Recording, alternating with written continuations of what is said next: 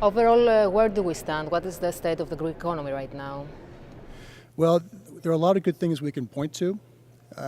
Number one is the acceleration in growth this year.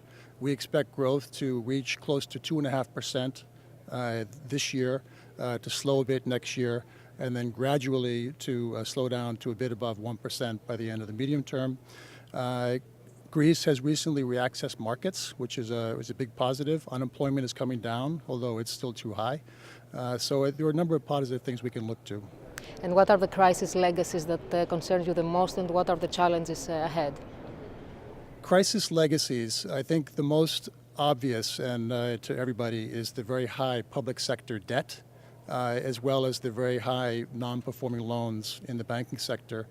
I would also add a still weak payment discipline to the list, as well as the negative demographics. I mean, Greece has a lot of headwinds in terms of the demographics, in terms of achieving longer-term growth. But this is why we're really focusing our advice in areas that matter in this regard. We're pushing the government to do more to fix the banks, to reduce the NPLs, fix balance sheets, and to revive lending, to do more for labor market flexibility, and to do more within the constraints that are posed on government by the European partners in terms of primary balance targets, to work within that and to improve the fiscal policy mix. So the Greek government has taken a number of steps to help the banks to reduce their NPL exposure. Do you think that these steps are enough, are adequate? The government has taken a number of very positive steps, for example, in the legal financial toolkit to allow acceleration of reduction in non-performing loans and exposures. But we think more is needed. We have advised the government in our discussions to take a more comprehensive and well-coordinated approach. And by this we mean to bring together all the stakeholders and with their different complementary skill sets and analysis, to take a look at what's happening to the banks from all the moving parts. You have the NPL reduction e-auctions, for example, the legal toolkit.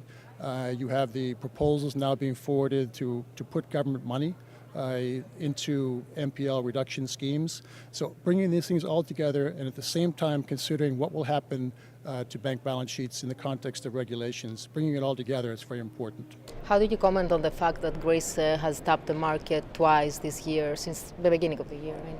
It's a very positive development. As you said, twice this year, once for the 5-year and once for the 10-year sovereigns. And I think it's just to keep doing what they're doing in that area. I think two important things will be to do more on the reform side to convince investors to bring down the borrowing costs of the sovereign. And at the same time, for debt sustainability purposes, it's very important to continue to push the accelerator on growth. These things combined will be very important. But overall, we think it's a very encouraging step forward. Will the upcoming elections affect the overall outlook of the Greek economy? What do you think? Well, we are concerned about election year pressures on policies. And I think a good example is the discussion currently in Parliament and in the government about the Katseli successor law. We continue to urge the government to think about that as a more targeted exercise. But in election year, there's a temptation to broaden it. So we are concerned about that, and in particular, how it might affect an already weak payment discipline in Greece. So that's one area of concern.